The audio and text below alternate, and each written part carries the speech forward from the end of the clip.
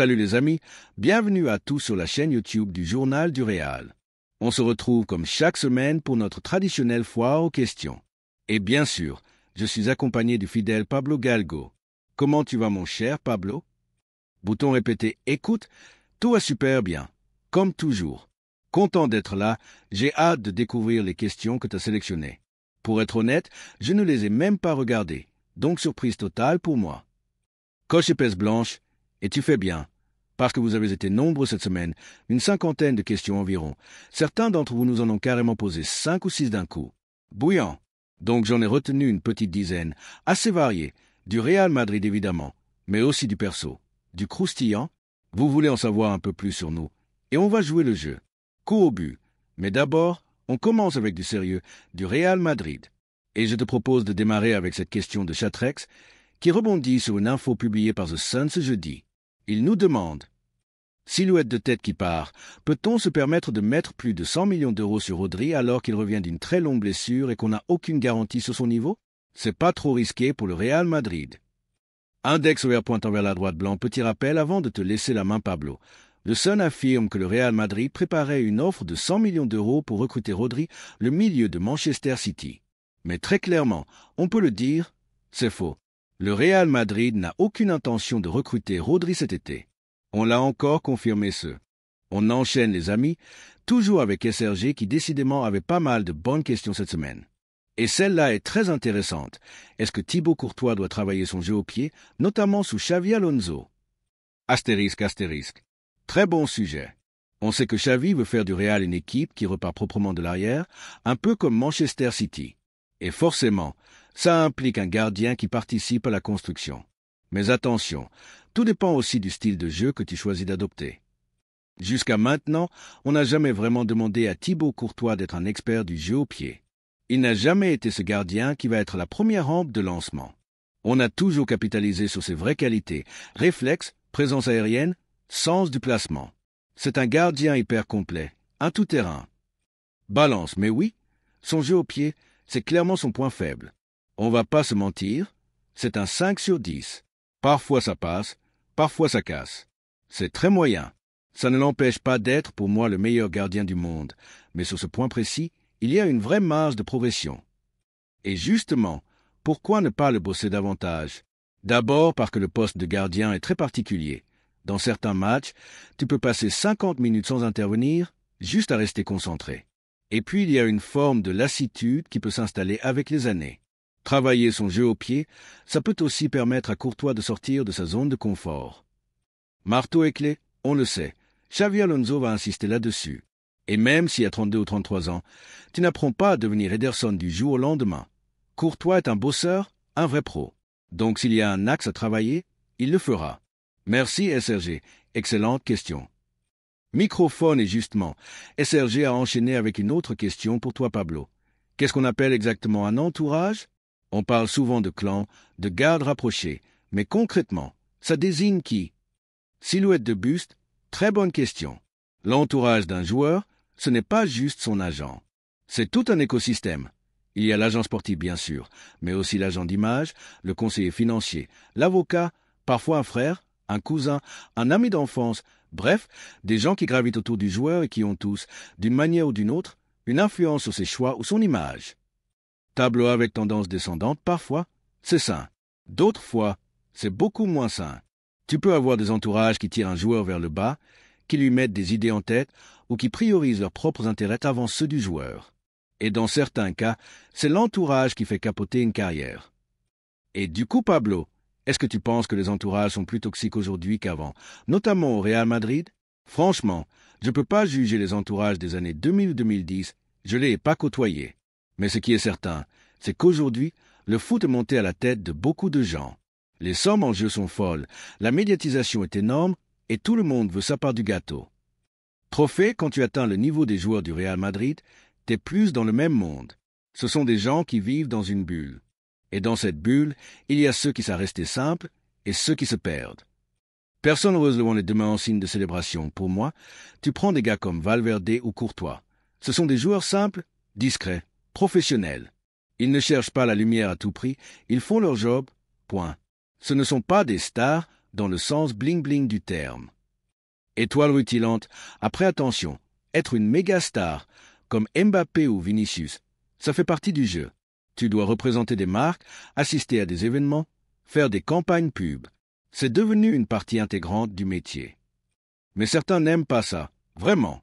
Si tu leur proposais d'être anonyme 1 heure, beaucoup te diraient oui. La pression, l'hystérie des fans, la médiatisation constante, c'est pas fait pour tout le monde. Visage avec le geste pas bon, et puis il y a des mecs comme Nacho, qui ont fait toute leur carrière au Real dans l'ombre, sans faire une couverture de magazine, sans baise, mais avec une loyauté et une régularité incroyables. Et ça, c'est admirable. Personne avec les mains jointes. Donc voilà, encore une fois, super question. Merci à SRG. C'est un vrai sujet de fond. On pourrait faire une vidéo entière là-dessus. En up avec Facebook, on termine cette séquence avec une question très sympa de Deville, qui nous demande: comment peut-on faire pour intégrer l'équipe du Journal du Réal? Boîte aux lettres pleine. Eh bien, c'est simple. Tu nous envoies un message. Si tu as des idées, de la motivation, que tu veux contribuer à ta manière, que ce soit en montage, en rédaction, en graphisme ou autre, n'hésite pas. Notre force, c'est la passion, et on accueille toujours les bonnes volontés. Thibaut Courtois et le style de jeu. Jeu au pied de Courtois. Il n'a jamais été demandé à Courtois d'être excellent balle au pied. On pourrait lui attribuer une note moyenne 5 sur 10 dans ce domaine. Qualité principale. C'est un gardien très complet, solide mentalement, constant dans ses performances, mais pas forcément impliqué dans la première relance, comme peut l'être un Ederson à Manchester City. Amélioration possible. Il pourrait sortir de sa zone de confort en travaillant davantage cet aspect de son jeu, surtout pour éviter la lassitude dans un poste peu sollicité pendant certains matchs. Silhouette de buste 2. Le rôle de l'entourage dans la carrière des joueurs. Qu'est-ce que entourage? Cela englobe bien plus que l'agent.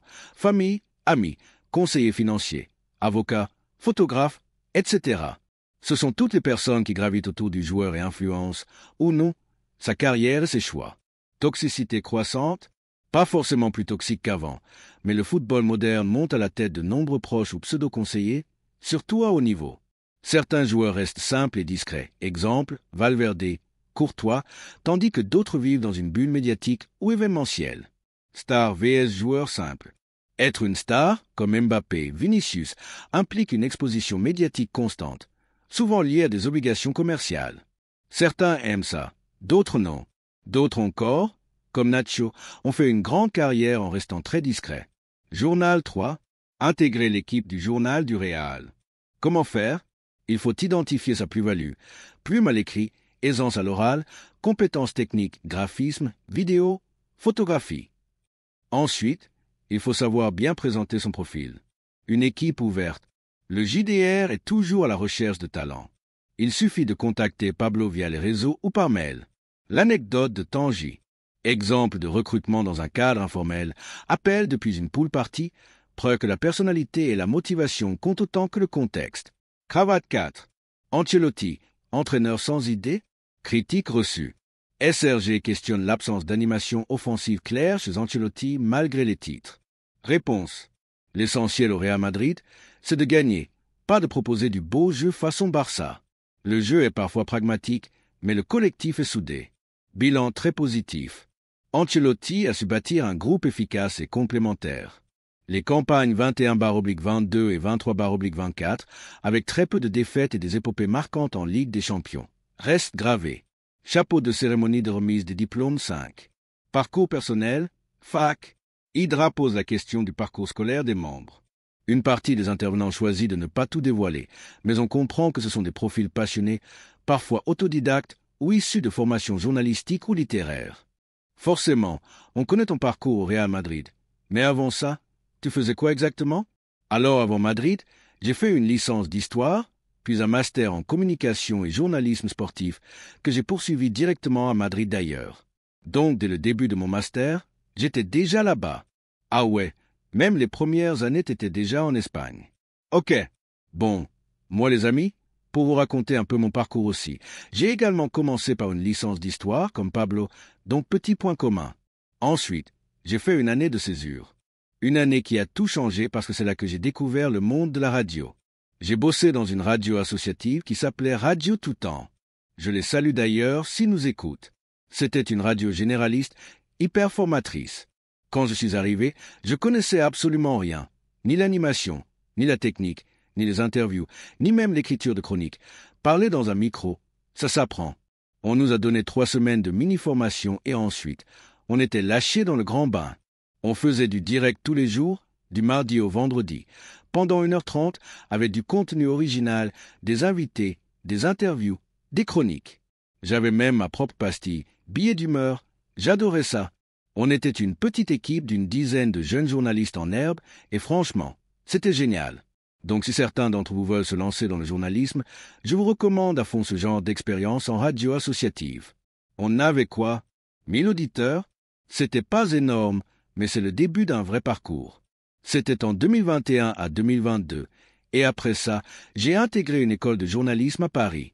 J'ai ensuite fait mon alternance au Figaro, dans l'équipe réseaux sociaux, et ils m'ont gardé. Donc aujourd'hui, je travaille toujours là-bas, tout en restant évidemment rédacteur en chef du journal du Réal. Dernière petite question de Laurie. On dit rédacteur en chef ou chef-rédacteur. Tant que c'est pas un truc en anglais, moi ça me va. Tu peux m'appeler comme tu veux. Team leader, team building. Bon, senior news editor. Ça, par contre, je rejette totalement. Allez, dernière question, plus perso. Quels sont vos films et séries préférés? Moi, c'est clair, c'est Game of Thrones. Je suis un vrai passionné. Même aujourd'hui, je regarde encore toutes les vidéos YouTube avec des théories. Qu'est devenue Arya Stark? Est-ce que Jon Snow va revenir? Et s'il y avait une suite? Franchement, j'adore cet univers. J'aimerais tellement qu'il y ait une suite. D'ailleurs, pour moi, la fin n'est pas vraiment une fin. Tu plaisantes? C'est bien fini. Daenerys est morte. Oui, mais elle peut revenir. Elle est peut-être morte, mais dans Game of Thrones, on ne sait jamais. Bref, cette série, c'est ma référence. Et pour les films, j'en ai plein. Impossible de choisir un seul. Franchement, je pourrais même pas te dire. Je te laisse cogiter un peu. Bon, allez, de mon côté, je vais pas faire dans l'originalité, mais ma série préférée, sans hésitation, c'est Breaking Bad. Pour moi, aucune autre série ne l'a surpassé, et je pense qu'aucune ne le fera. Il y a cette patte incroyable de Vince Gilligan, qui est pour moi un maître du genre, un showrunner de génie. Chaque détail est millimétré, chaque épisode a un sens. Bref, chef-d'œuvre absolu. Et côté film, je vais peut-être en surprendre certains. C'est pas un blockbuster hyper connu, mais moi j'ai été bouleversé par La mort suspendue. C'est un film de montagne qui raconte l'histoire vraie de 2 alpinistes britanniques partis affronter la cordillère des Andes. Et ce qu'ils vont vivre là-bas, c'est juste fou. À un moment, l'un des deux est contraint de couper la corde qui relie son ami pour sauver sa propre vie. Et tout le film te fait te demander, est-ce que l'autre a survécu ou pas? Je vais pas spoiler, mais c'est puissant. C'est émouvant et ça m'a marqué.